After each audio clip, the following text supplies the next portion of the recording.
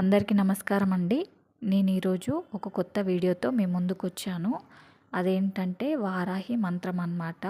ఈ మంత్రాన్ని రోజు పడుకునే ముందు 21 సార్లు జపించినట్లయితే మీ జీవితంలో కష్టాలు అనేవి మెల్లమెల్లగా తొలగిపోతాయి అన్నమాట.